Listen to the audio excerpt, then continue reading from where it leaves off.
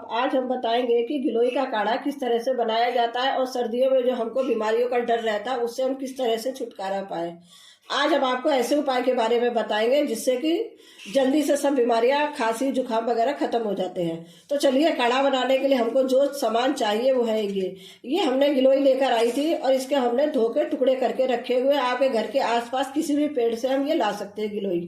और इसमें हम डालेंगे तुलसी के पत्ते 8-10, और ये हमने कुछ अदरक के टुकड़े रखे हुए हैं। उसमें हम थोड़ा सा आधा चम्मच हल्दी पाउडर डालेंगे, आधा चम्मच सेंधा नमक, इसमें हमको सादा नमक नहीं डालना है, इसमें हम सेंधा नमक डालेंगे।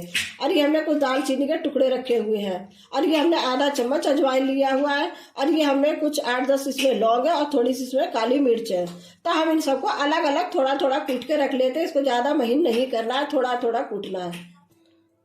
इसके लिए जो हमने मसाले, गिलोय वगैरह, तुलसी के पत्ते, जितना भी सामान निकाला तो सबको हमने अलग अलग कूट के रखा है। इसको ज़्यादा महीन नहीं करना है, इस तरह से थोड़ा दरदरा रखना है।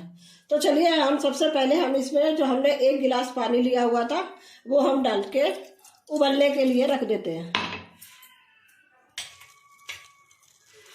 ये हमने जो 1 गिलास छोटा पानी का रखा था वो उबलने लग गया है। हम सबसे पहले जो हमने गिलोय कूट के रखी थी वो हम डाल देंगे इसमें।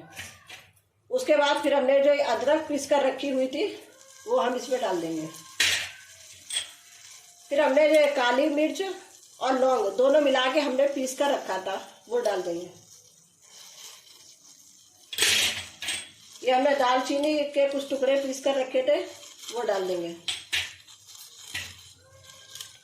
थोड़ी सी इसमें 1/4 चम्मच अजवाइन डालेंगे। अरे जो हमने तुलसी के पत्तों को कूट कर रखा था वो हम डाल देंगे। फिर हम इसमें थोड़ा सा नमक और हम इसमें थोड़ी सी हल्दी डाल देंगे। हमने जो ये 1 गिलास पानी रखा है इसको हमको जब तक उबालना है जब तक ये पानी आधा ना हो जाए। हम गैस धीमी पर इसको जब तक उबालेंगे। चलिए, इसको उबलने के लिए छोड़ देते हैं। ये देखिए, काढ़ा जो हमने गिलोय का बनाया था वो उबल कर हमने यहाँ तक पानी रखा था। ये देखिए, उबल के थोड़ा सा रह गया है। चलिए, रेडी हो चुका। हम इसको 1 गिलास में छान लेंगे।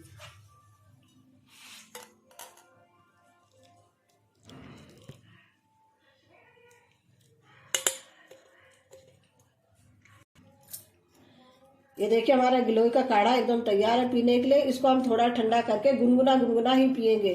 अगर घर में 4-5 लोग हैं तो सब लोग 2-2 चम्मच इसमें से पी सकते हैं। और अपने आप को जो भी आपको सर्दी, जुकाम, खांसी, जो भी आपको परेशानी होगी सर्दी से होने वाली, वो सब खत्म हो